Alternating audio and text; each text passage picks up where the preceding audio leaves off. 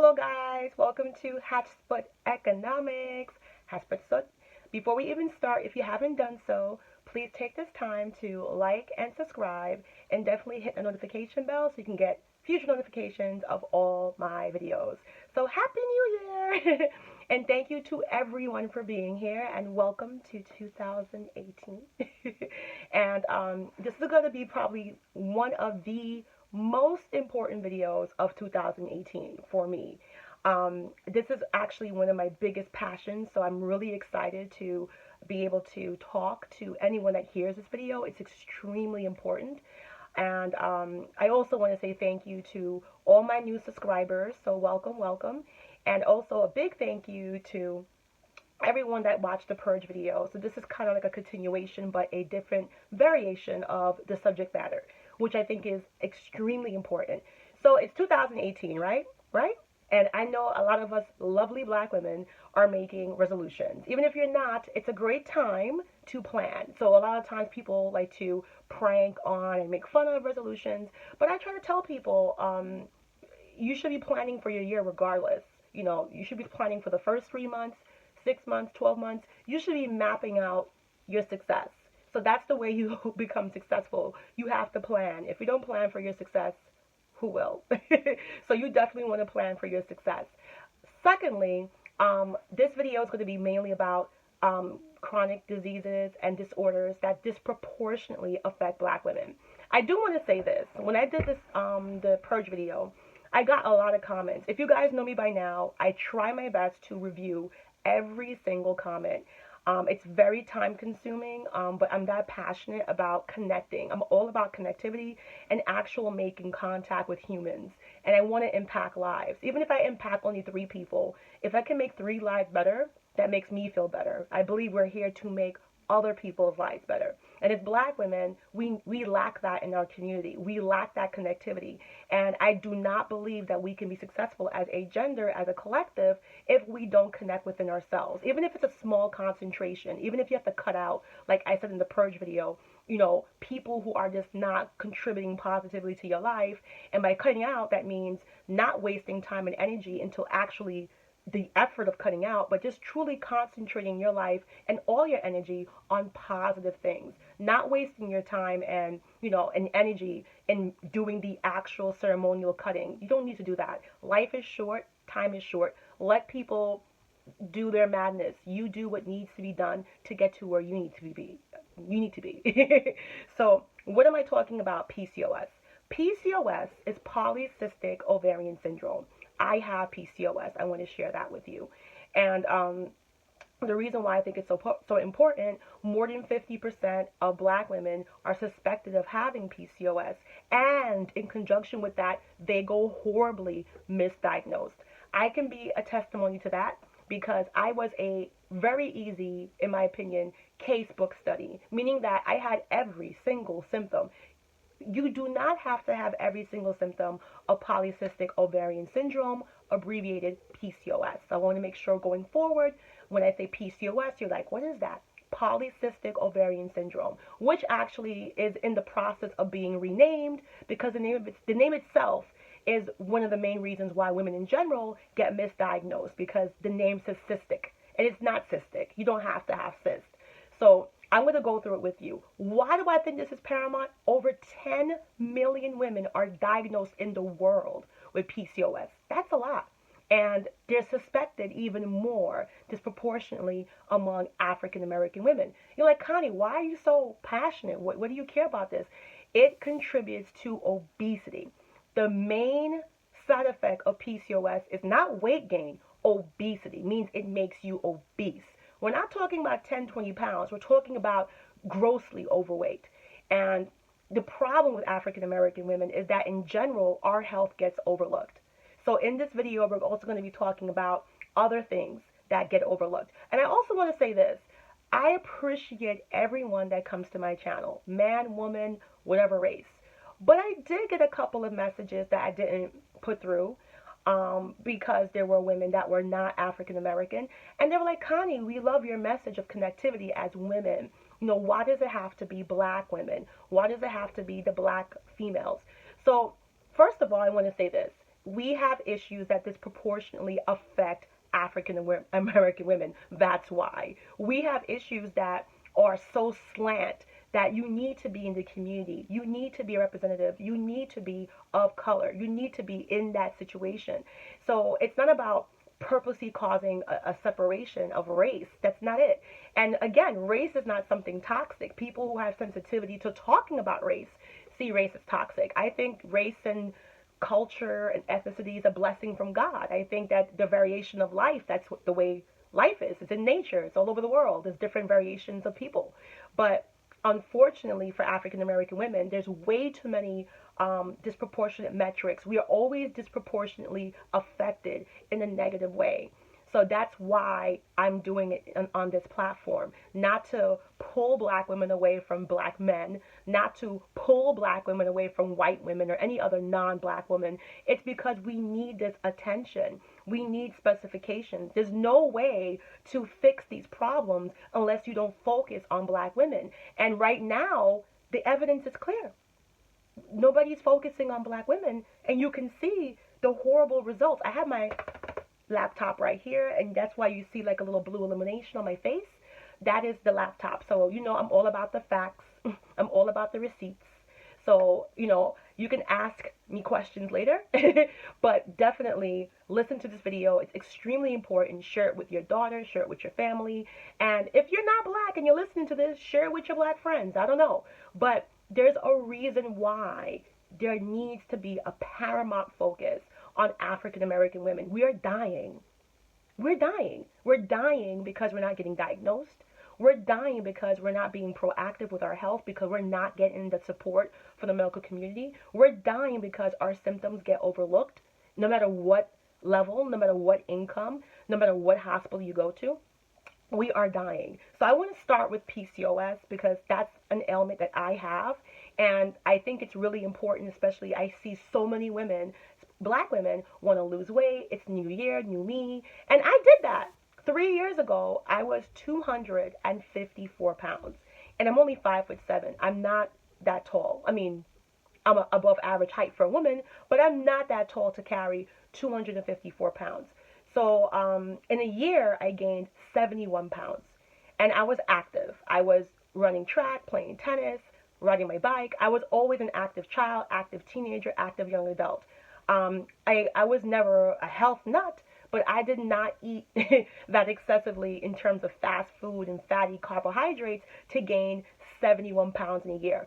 Even though I gained that much weight and I was continuously going to the doctor, my mom even came with me, she was concerned, I was turned away. And just to let you guys know, I've always had access to private top-tier health insurance. I had United Healthcare, which is a PPO, private, from a private company. Expensive. So I was going to Presbyterian, I was going to Columbia, Cornell, I was going to Roosevelt. These are the top hospitals in New York. Lenox, one of the top hospitals in the country. And the reason why I'm talking about the cost of my insurance, I need to break the social stigma that black women who are poverty stricken or black women who don't have money, oh, they're the ones getting, it's kind of a stigma, like, oh, they're on Medicaid. It doesn't matter if you're on Medicaid or not. Them doctors are getting paid.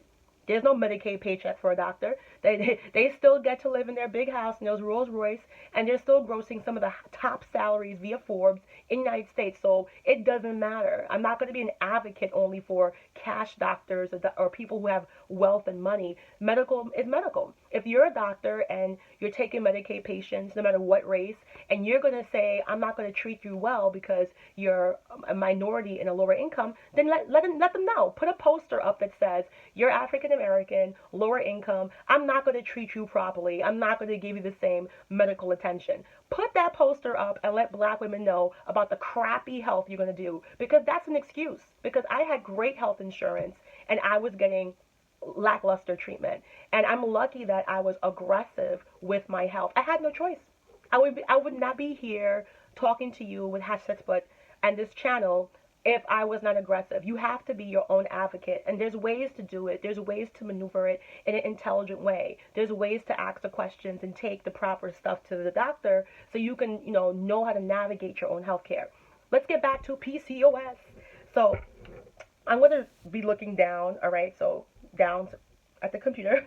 So what is polycystic ovarian syndrome? So going forward, we're going to say PCOS. It's polycystic ovarian syndrome. And why is Connie so passionate about it? Because most African American women have this. It's over 50% suspected who never gets diagnosed. So I'm going to tell you about the symptoms, and when I start telling you the symptoms, you're going to get chills because you're going to say, "Holy crap, I've been seeing people," and it's PCOS. If you have hair on your face, excessive hair, that's PCOS. If you're losing hair and you're thinning and you're not relaxing, you're natural, that's PCOS. You're losing hair at your crown, that's PCOS.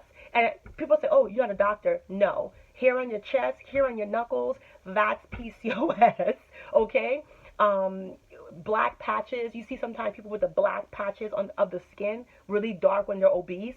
That's PCOS. Obesity is the first symptom of PCOS. And I really believe in my heart, because we're African American and we're thought to be, "Oh, you big black woman, you're supposed to have some weight on you." I gained 71. I was gaining weight so fast that my arms were turning red because my skin was not able to keep up with the fat that was coming into my body. And it's not just the fat. You have a rush of male hormones that disproportionately affects you. It causes anxiety disorder. It causes depression. It causes you to lose hair. It causes you to be hormonal. So it kills me when I see black women walking around with hair on the face, hair on the chest, obese, black patches on the face, black patches on the neck, and I know it's PCOS. The problem with PCOS is that there's not a test. This is a challenge for black women. Black women, can you hear me? Okay, I'm voting for you. Okay, this is a challenge with PCOS. There's not a test, meaning that there is no PCOS test. It's a series of things. Your doctor needs to listen to you. Your doctor needs to work with you. So basically, if you're going to the doctor, he needs to listen. There's no test for PCOS. That's what gets me pissed off. "Oh, my endocrinologist tested me and said," no, bitch, no. It doesn't work like that. No, and not bitch to you, bitch to the doctor. It doesn't work like that. You have to listen to the patient. If she's telling you she has excessive facial hair, hair on the back, if she's telling you she's skipping periods, if she's telling you she's having painful periods, if she's telling you that she's getting depression, if she's telling you, you don't understand. There's so many things in this symptom, and you don't have to have all of them. I never missed a period, never. Not until it got really advanced, then it got crazy. But in the early stages, never. So even doctors don't understand this. That's why I'm an advocate for African American PCOS awareness.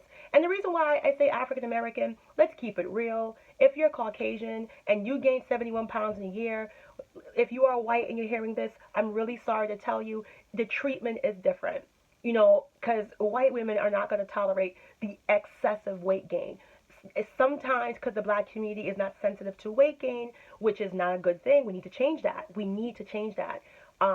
That's why it's accepted, and it's killing us. It's not a joke anymore. So I'm going to go through this with you. All right. So polycystic ovarian syndrome, PCOS, is a health condition that affects about 10 million women in the world. That's a lot. And the exact cause is unknown, but it's considered a hormonal problem. Genetics and environmental factors are believed to be involved in the development of PCOS. So I'm going to pause it right there. I researched environmental factors. Just so you know, in urban communities, they do less environmental, restrictions, meaning that landfills that are close to us, places that dispose of garbage trucks, there's so much things that they don't do in urban communities that actually contribute to infertility, contribute to a toxic environment that affects minority women. So it's not just about, "Oh, fat, I'm fat." It's truly life and death. And that's why I said we need a platform just for black women, because we are being disproportionately affected to a severe degree. So let me say it again. We're being disproportionately affected to a severe degree. And by severe, I mean it is catastrophic what's happening to black women. Catastrophic. So let me continue. Okay? Genetics and environmental factors are believed to be involved in development of PCOS. It is a leading cause of female infertility and is responsible for a number of symptoms that can affect the body physically and emotionally. So don't you think it's kind of crazy that we have all these people walking around talking about women's health rights, but yet if I ask the average woman, regardless of race, what's the number one cause for infertility, they probably won't know. Isn't that crazy? Don't you think if there's a very aggressive cause for infertility, your doctor should be talking to this about, even if you don't have the symptoms, your doctor should be passing you pamphlets. There should be stuff in the GYN office talking about PCOS. Am I? Come on. So listen to this. Despite the name, many women do not have cysts on their ovaries, so it's misnamed. In 2013, an independent panel of experts recommended to the National Institute of Health that the name be changed because the name is confusing and hinders patient care and research efforts. That's ridiculous. They can't even name the disease right. Hormones evolve in PCOS, so it's a hormonal imbalance. So your environment matters. So if you're living in a clustered area and the chimneys are not cleaned, they're not following regulations and rules for school zones and stuff like that, it contributes to PCOS. So hormones involved in PCOS. Androgens, okay? Androgens. All females make androgens, also referred to as male hormones. So all females make androgens. All females do, okay? There is no genetic predisposition for African American women to produce more male hormones. In fact, we are the highest producer of female hormones. We actually have a natural longer fertility than any other woman on the planet. We actually have a longer menstruation cycle. We tend to hold our menstruation longer. So I heard fake doctors, not fake doctors, but commenters saying, oh, well, black women normally have more male hormones. Says who? Who have more children than black women? Like, let's get serious now. That's, on one hand, you insult black women for having babies. On the other hand, you're like, well, they have too much male hormones. No. If you look what's happening right now, we're not the race that's having issue with fertility in terms of natural, meaning that unknown cause. When we have problem with fertility, it's normally a known cause.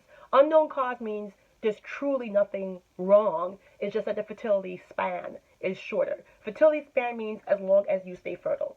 It's not like you have an actual disease. Your fertility rate is shorter. Black women have some of the longest in the world. Okay?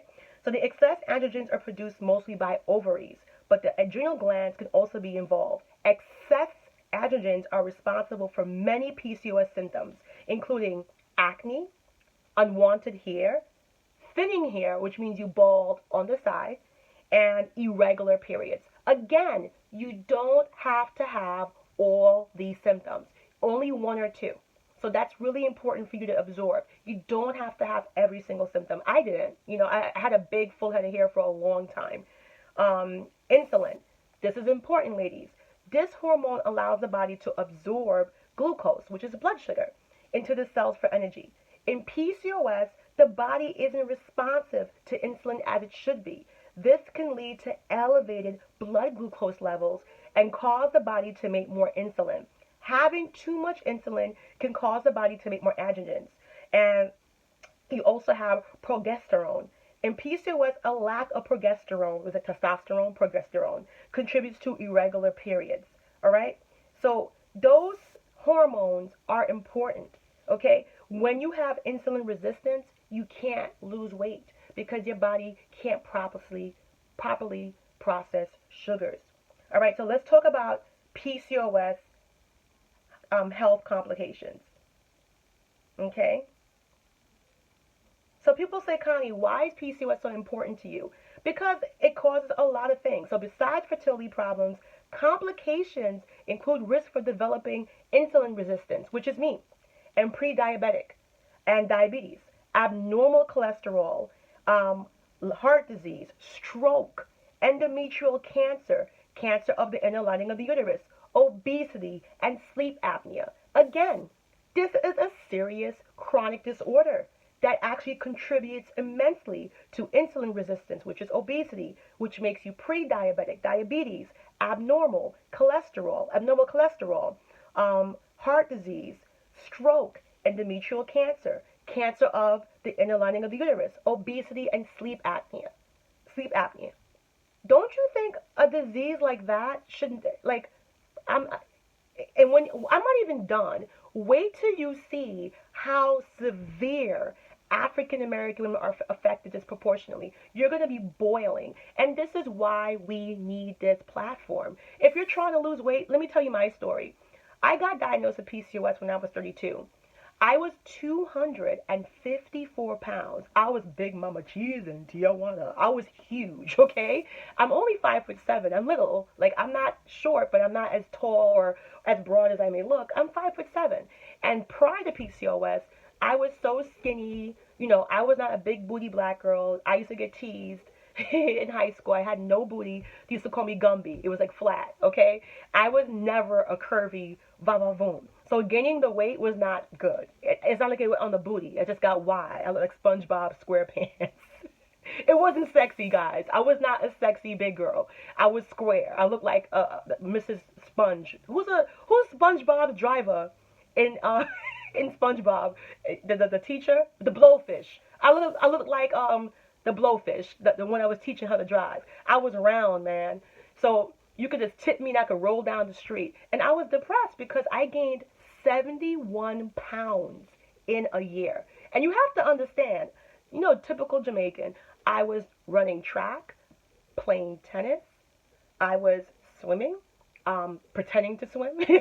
I was in the pool, water sports. You know, black people can't swim, but I was very active. I love biking, hiking, and I was in the gym. And I was like, literally overnight, I gained weight so fast that my skin, where the weight was gaining, was turning red. And my skin used to itch. And literally, my skin was itching because my body couldn't keep up with the excess weight that was pouring in. And you could not believe, see the black girl clap, you could not believe, even with all that happening, doctors was telling me I was fine. My mom came with me to the doctor. She was so concerned. Let me come with you because you have a talk for them people, them. So she came with me to the doctor, and she's like, you know, what's going on with my daughter? She's gaining weight. And they were like, no, she's just eating. My mom was like, I didn't tell you what she eating. What you mean? You don't even listen.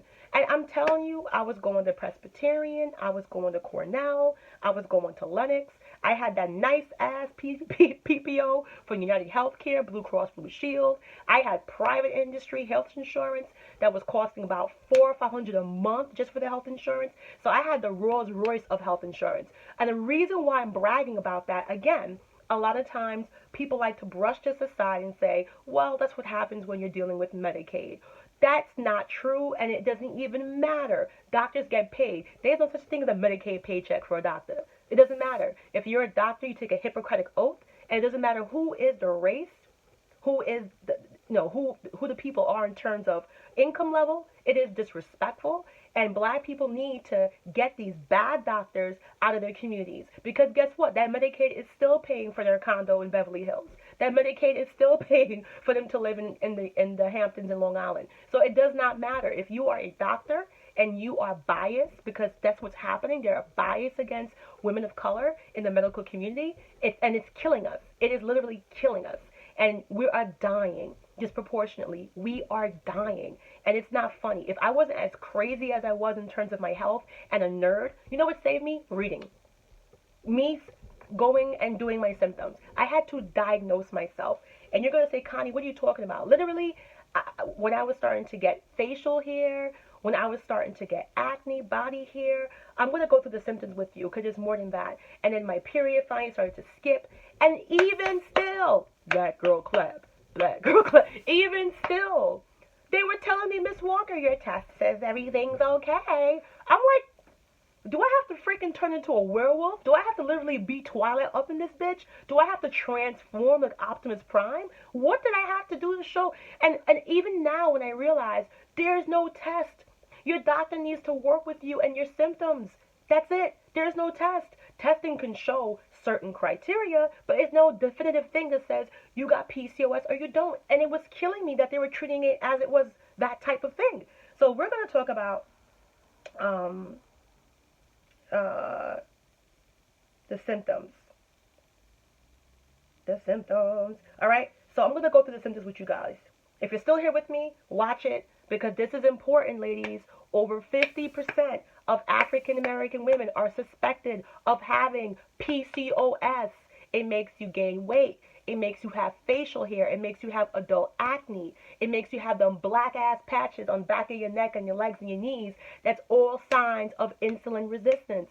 Ladies, it is important. Share this video. I'm going to talk about the symptoms now. If you're trying to lose weight for the new year, you will not do it if you have PCOS. It makes you gain weight in the belly area, in the thigh area, and also on the back. You get those big, I call them Nathan Frank rolls in the back. All right, so even if you clean up your diet, even if you're doing the best you can, if you don't treat this disorder and treat it seriously, it can lead to serious things like it did for me.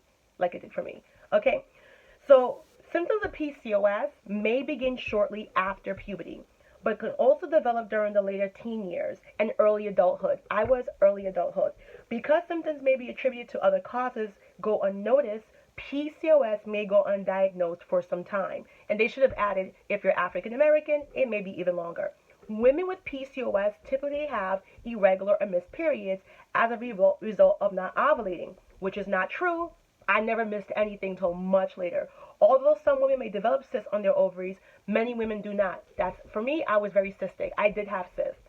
Other symptoms include, so listen to me, ladies, this is the part, weight gain. About half of women with PCOS will have weight gain and obesity, which is difficult to manage. Fatigue. Many women with PCOS report increased fatigue and low energy. So that means you can't stay awake. You seem lazy. Just think about what's happening. You're gaining weight. You're getting fat. And then your body's slowing down. Do you know how you look like to the outside world? Like a lazy, fat, that's what you look like. And on top of it, you're African American. The stereotypes of the lazy black person. I mean, it's a this is why I'm doing this stuff. This is so essential. The fact is, we're not getting proper treatment. Let me get back to. All right, fatigue. Many women with PCOS report increased fatigue and low energy. Related issues such as poor sleep. On average, I only sleep 4 hours a night. My friends used to make fun of me and call me vampire. My hormones are still so hard to get into whack that I can do 3 hours of sleep, 4 hours of sleep. The maximum that I can do is 5 hours, no matter how tired I am. Yeah, it's crazy. And poor sleep may contribute to the feeling of fatigue. So not only are you fatigued because of a hormonal imbalance, you also are not able to sleep.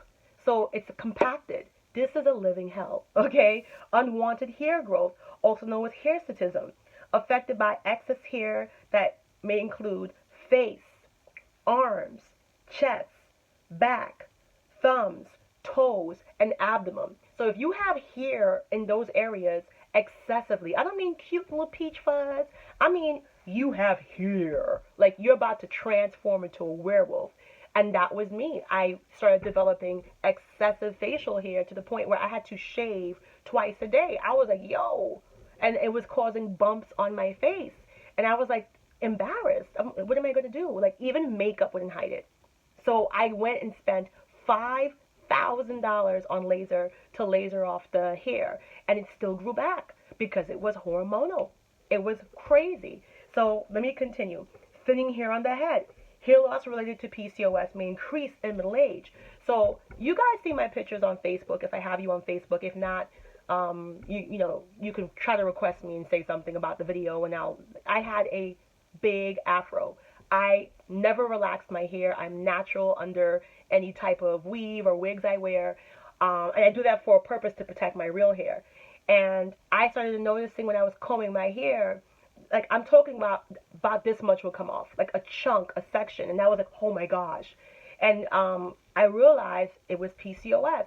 And I see a lot of black women losing hair at the side, and they say, oh, it's alopecia. No, it's PCOS. It's not normal. And thank God I was natural, I wasn't relaxing, because if I was relaxing, I don't think I would have hair, because the PCOS makes your hair so brittle, so toxic, so dry, that I don't think it could have survived. I don't think it could have survived a relaxer. So thank God I did that. when I did color the hair, when I bleached it blonde at one point, then I rinsed it red, then I've had all hair colors, typical Jamaican. I love my hair colors. So, that was sad to me. But when I noticed it was thinning at the sides, I knew it was PCOS. Thank God, I was able to grow back my hair to maximum capacity. I don't have a relaxer still, but I do a lot of treatments. It's not easy. I do a lot of treatments. And PCOS hair can't take too much styling. So protective styling is great for me. So, yes.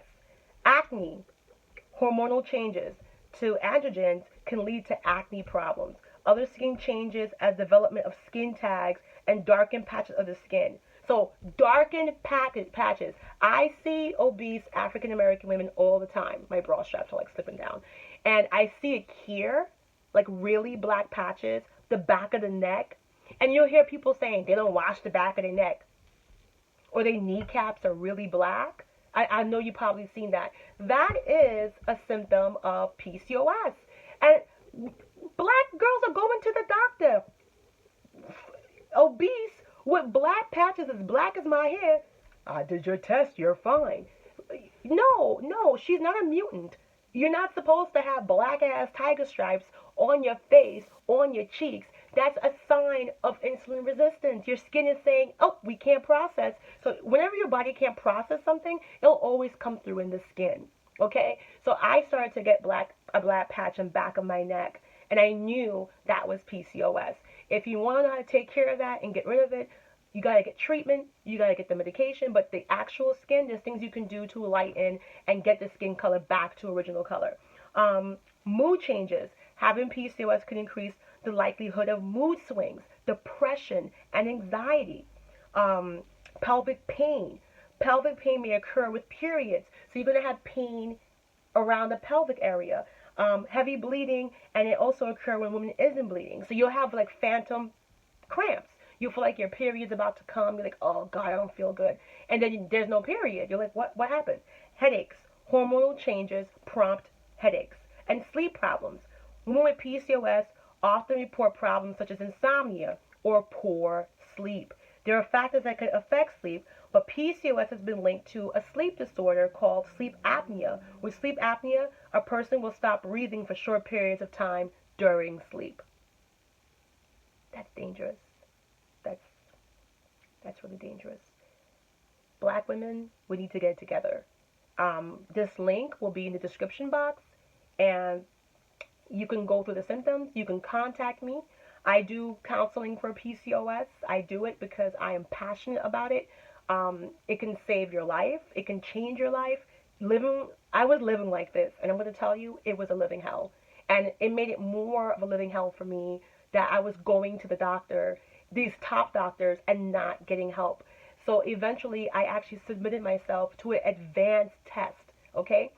The labs that I was going to, per my doctor, wasn't working for me. So I actually submitted myself to the most advanced HIV test. I don't got AIDS. I'm fine. I'm clean. I'm green, clean. But I did research, and I read somewhere that type of testing picks up every single hormone, because the test was supposed to be an advanced HIV test that can tell and detect antibodies that take 6 months to form. I read somewhere on the forum that somebody else did that for PCOS. And I'm like, okay, I have nothing to lose. I wasn't diagnosed yet. This is 254-pound Connie with facial hair, acne, every single problem that I just read to you. I was living in a nightmare, like a depressed anxiety nightmare. So I said, you know what? I got nothing to lose. Why not? So I paid about $600 for the test. And as I suspected, the technician called me back and was like, Miss Walker, you have a lot of things wrong with you. And was reading it to me and was like, this is wrong with you and that is wrong with you. And I was excited. And he was like, no, I don't think you understand. You have something's wrong. Like, I think you have a tumor. And I was like, yes. And the reason why I was happy is because finally there was concrete validation of my symptoms, of my illness. And you might say, but why did that lab test? So let me tell you something about lab testing that your doctors will never tell you, black women. So when you go to your doctor and they administer lab tests for you, your health insurance gives your doctor a flat rate. They give your doctor what it thinks it should cost. So let's just say the lab test, the doctor's, let me say it again. Let me say the doctor is going to charge you $5,000. Let's say your insurance only gives the doctor $10,000, and your doctor charges you $5,000 for the office visit, another $1,200 for whatever, and another $1,500. So even though your health insurance gave a healthy amount, by the time your doctor pulls all of his fees from the amount your insurance gives, what's ever left over is what the lab works with. So if you needed $10,000 worth of tests, guess what? You're not getting it. You're only going to get what the lab is going to pay, is going to work with. So your doctor's not going to tell you, hey, I overcharged your insurance, and because of that, you're going to get shitty lab results. It's crazy. That's why so many Americans get misdiagnosed. You're not misdiagnosed. They take an excessive amount from the portion the insurance gives them. Remember, if your doctor calls for lab testing, the insurance pays it. And now insurances, you might have seen it, are getting crabby because they're realizing these doctors are taking a big part of the money and it's not even going towards lab. Do you realize your insurance covers it? And sometimes you'll go to the office and say, you'll see insurance doesn't cover your lab, or it's your job to make sure insurance covers lab work. What do you mean insurance covers lab work? Because doctors take so much out of that fee that by the time it goes to the lab, there's nothing left really. So the lab just works with the bare minimum income they get. And if it's not enough to give you the type of quality or the extensive testing you need, you're not going to get it. It's really scary. So what do I want to talk about now?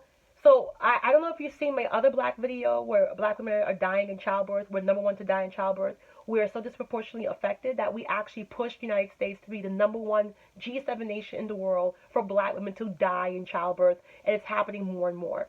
So what's crazy is that not only are black women more prone to have PCOS undiagnosed, PCOS also causes pregnancy delivery complications. So I think I found the missing link. If black women are not having proper treatment and diagnosis of PCOS, and PCOS, if you do get pregnant, give you a high risk of pregnancy and delivery complications, and black women are dying in childbirth, that's the missing link. That we need to make sure we're getting proactive, that we are getting treatment, that we are treating PCOS, especially if you're getting pregnant, because that's the missing link. That's why so many black women are dying in childbirth. You have this disease that goes undetected, you get pregnant with it, and this is what happens. So let me read it to you. Women with PCOS are at a higher risk for pregnancy and delivery complications. These women include a threefold increase in miscarriage in early pregnancy compared to women without PCOS. Gestational diabetes that occurs during pregnancy, which can lead to a large baby. Preeclampsia, which is categorized by sudden elevated blood pressure and body swelling after 20th week of pregnancy, preterm birth, and C-section delivery. Diabetes during pregnancy is a concern with many women with PCOS, and that's what they face. The following information is published with permission from the Hormone Health Network, the Public Education of Endocrinology Society, and it has been extracted from Diabetes and Pregnancy Patient Guide. Blood glucose while pregnant, you will probably need to get checked your blood sugar more often than before you were pregnant. Check your blood sugar as often as your doctor recommends. You should probably test it before meals, 1 or 2 hours after a meal, bedtime, and during night. Ask your doctor what blood glucose number should be. Most pregnant women with diabetes should aim for blood sugar levels as long as they do not cause low blood sugar levels. All right? So insulin, if you're already using an insulin pump before pregnancy, you should keep using it. So I'm not going to go through every single thing, but you need to know this stuff. This is not even funny anymore, that black women are dying in childbirth, black women aren't getting diagnosed in PCOS, and PCOS is a leading contributor to complications and death, in childbirth. It doesn't make any sense. This is America. This is the United States of America. This is the top nation in the entire world, the top civilization that's ever existed in human society. And this is happening like a poverty country. So really fast, I don't want to keep this video too long, all right? So diet is extremely important that can actually relieve symptoms of PCOS. It can relieve. I can't say cure, I can say relieve. And the reason why is because the reaction, when you understand PCOS, it's it, it's typically reactive to sugar, and not just regular white sugar. Sugars in bread, sugars in dairy, sugars in ice cream. They process everything so heavily with synthetic sugars and salts that somebody with PCOS will have a difficult time losing weight if they don't understand what actually contributes to PCOS. So around 50% of women with PCOS are overweight. I'm reading from here. Common symptoms again: acne, hirsutism, hairiness, and male pattern baldness. Women with PCOS naturally, particularly when the symptoms are not controlled, are at greater risk for heart disease, endometrial cancer, diabetes, and high blood pressure. And so funny, if you look at the illnesses that disproportionately affect African American women, which I'm going to go through on this video, these are the illnesses that actually affect African American women disproportionately. Let me get my plug for my computer. And it's amazing when you look at this data, you can see the link. You can actually see the link and see why African American women have this disproportionate health. And if I can see that, and I'm not a doctor or a scientist, I'm just a regular black woman nerd. I am a nerd. And if I can see that, how can the medical community with the Harvard and the Columbia and the Cornell, how come they can't see that in the medical community? Like, this is a crime almost. So let's take a look now. All right. So there's a diet here that says, what food should I add to my diet? High fiber, vegetables, broccoli, lean protein such as fish, which I do. I'm not a vegetarian, but I eat mostly a fish diet with vegetables. Okay? Anti-inflammatory foods such as turmeric and tomatoes and spices. All right? So high fiber foods like berries and almonds and beans and lentils. So basically, you're eating clean. You can eat protein, but stay away from processed carbs.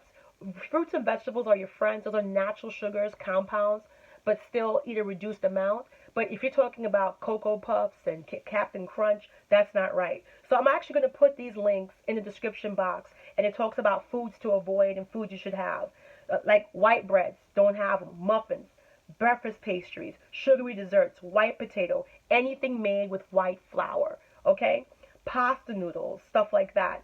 Sugar is a carbohydrate and should be avoided whenever possible. So, these include high sucrose, high fructose corn syrup, and dextrose. Sugar can lurk in things you drink, such as soda and juice. So be very careful. I know it's not easy, but you're talking about your life. You're talking about your weight, depression, cancer. So I want to go through this with you too before we get out of here. Okay? I'm not done yet, but before we get out of here. So 8 health conditions that disproportionately affect black women. Okay? So if you're still here with me, thank you. God bless. This is extremely important. Like I said, 2018, new me, new you. You cannot lose weight if you have PCOS. And on top of it, it's not just about weight. It leads to other ailments that are deadly, that are killing black women. Dying in childbirth, breast cancer, ovarian cancer. And these things are taking down black women in such disproportionate large numbers. I think it's a crime. We are in the best country in the world. We are in the #1 economic superpower. There's absolutely no excuse why black women are facing this, especially that we're talking about women's rights movements, Me Too. We have all these women's rights, but yet it's like, how could you miss this? This is massive. So let me go over it really quick. So the first one that affects black women disproportionately is heart disease, stroke, and diabetes. These conditions often occur together or exacerbate each other, and they're striking black women hard. Around 7.6% of black women have heart disease, compared to only 5.8% of white women and 5.6% of Mexican American women, according to Centers for Disease Control and Prevention data for 2011-2013. In 2016, around 46 of every 100,000 black women died from strokes, while 35 of every 100,000 white women did. And while white women's diabetes diagnosis rate is 5.4 5.4 5.4 per 100. That number is 9.9 per 100 for black women, according to CDC data from 1980 to 2014. Almost double. Okay? Again, I'm going to put this link, and I'm actually going to make another video just with this by itself. Okay? Because we need to see this. I am breast cancer. Black women have a 1 in 9 chance of developing breast cancer. For white women, the odds are 1 in 8, according to the American Cancer Society. But black women are far more likely to die from this disease. White women's probability of dying in breast cancer is 1 in 37, while black women is 1 in 31. The reasons why black women are likely to die from breast cancer are very complex. Interplay between genetics, biology, and environment. It's just black women are likely to get triple negative breast cancer, a particularly aggressive form of disease, than women of other races. Our environmental factors and socioeconomic issues that lead to trouble in accessing early diagnosis and treatment. No, there's no trouble diagnosing access. You just ignore it until it gets really bad. Let's be honest here. Socioeconomic. What do you mean? Everybody has access to some type of medical things. So it's not about that. It's about the fact that when we have these symptoms, we get ignored. Because they even did a review on purpose to see if you have a certain level of wealth or economics or education, are you affected less? And you're not. I'm proof of that. I'm educated and I'm going to top private hospitals, and I was getting ignored until I submitted myself to an HIV test to see my endocrinology report. That's kind of crazy. And if I didn't do that, I lost 120 pounds with no weight loss medication. None. And I did it by myself. So I'm telling you guys, you can do it. It can be done. But if you ignore these symptoms, if you ignore, your body, if you listen to the doctor like I did, because I got about 24 diagnoses that said I did not have PCOS, but I listened to my body, I researched my symptoms, and I knew I had PCOS. So it's no joke, all right? So I'm going to go here, breast cancer, all right? And, sorry, we did that one. Cervical cancer. All right? Fibroids. Premature delivery. These are all things that affect black women. Sickle cell disease. Sexually transmitted diseases. Mental health issues. So, these things all affect African American women disproportionately. I'm not going to go too much detail into that because that's a separate video that black women can look at and get access to. I don't want to give you too much information. But again, if you're trying to lose weight, you need to follow this channel. I'll do more. You can even call me. I do PCOS counseling. I'm really passionate about that. I was 120 pounds. I'm now 153. I stand at 5'7". My goal is 120. People say, Connie, that's mad skinny. No, it's my life. Because the lower I am in terms of fat, that reduces my risk for cancer. I'm a high risk for cancer because of my hormonal state. My hormones are still extremely aggressive. So the hormones live inside the fat. That's why belly fat and having fat in that lower abdomen area is some of the most dangerous fat you can have, because fat in that area, in the tummy, breeds cancer cells. See, these are things black women need to know. And also, fat in this area contributes to which you're having infertility issues. It contributes to miscarriages. It contributes to dying in childbirth. These are things black women need to know. And it's not like, oh, it's just some information we don't have. This is vital. Black women are dying disproportionately, severely. Like, it's not like one or two. It's a sharp contrast. So that's me as an advocate. And when we talk about economics, this costs the country billions of dollars. Billions of tests being done over and over. Billions of days off of work to go get rent. Do you know how much time I lost off of work? Do you know how much time I lost out of my life getting the wrong diagnosis, having surgeries at the end, meaning that after my illness advanced, when it could have been taken care of proactively? Billions of dollars. And the black community, really can't sustain outlandish medical bills. And it's not talked about. No one talks about it. And especially mental health issues. Black women, forget it. Super women, I'm strong, strong black women, I could do it all, I could do it all. It doesn't work that way. It's really important for us as African American women to get on this. It's 2018. Ladies, if I can do it, I'm not special in that way. I'm special just like everyone who's watching this video. Anyone who's, I don't care if you're 50, I don't care if you're 15. This is crucial information to learn. Once you get this information, you can be proactive. You can know what to eat, how to eat better on a budget. Because I was a college student, I can tell you this, it's not that expensive if you know what to eat and why not to eat. I went to a medical seminar at Presbyterian where I actually spoke for black women, and they talked about foods, and race does matter. This is why I'm saying race matters.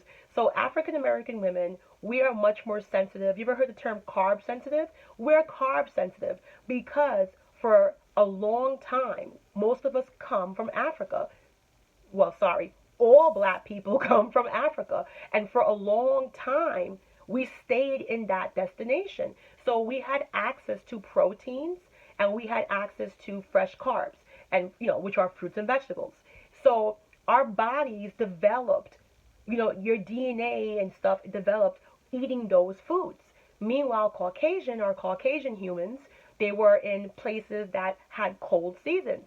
So they had no choice but to harvest grains, make breads, and start making the first early forms of processed foods. So they've actually been eating processed foods in abundance much longer than African Americans. So that's why you say the myth that black women are prone to be big and white women are typically smaller. No, they're just not affected by their diet. That's their diet. We're eating their diet. We literally overnight had our diet taken away from us through slavery, and we were thrown into processed foods. Meanwhile, they've been eating this thing for generations, and that does help. And this is medical journals. This is not me saying this to be white versus black. Just, think about it. If you're in Africa, you have access to hunt all year. There's no winters or snows. Crops don't die. When you're living in countries that have several seasons, you have to learn to harvest. You have to learn to process the food and somehow prepare that food. So even when it's the dead of winter and there's no animals and the birds fly south for the winter, you have to be able to eat. So breads and cakes and all types of like grains and meals were made earlier, and it's been a part of their diet. So when you think about that, our natural diet is proteins, carbs, like fruits and vegetables. They can sustain longer on processed foods because their body is more accepting. Probably 100 years from now, African Americans, if they continue eating the carbs, it might process. But the bad thing is that even the processed foods are being processed. They're processed on top of process, top of process, so we can never catch up to that in our systems. Even white Americans are getting obese because of that heavy processed food. It's not just a regular process. You're talking about synthetic chemicals, synthetic salts, synthetic sugars, synthetic cheeses, which is very hard for the body to adapt to. So, guys, I hope, if you have questions, ask me questions. I am a certified professional PCOS counselor. Even if you don't have PCOS, a lot of the diets that we talk about can help you lose weight, can help you be stronger, can help you look younger, longer, because it's a fertility-based diet, which I'm going to be talking about in another video. And I hope you enjoyed. So thank you so much for watching Hatsput Economics, Hatsput. And remember, I'm on Patreon. I'm still setting up my Patreon because there's like a little fight between YouTube and Patreon. I'm trying to get some longer videos up there. I don't know what's happening. But you can always contact me, email me for HR counseling, email me for employee counseling, counseling on medical sales, real estate, the job market, stuff like that. I am here. I also have my Hatsput page on Facebook. And that's it. Thank you so much, guys. I hope this video was very informative. I want us to have a healthy 2018. Lose that weight, look great, and feel great. God bless. Thank you for watching.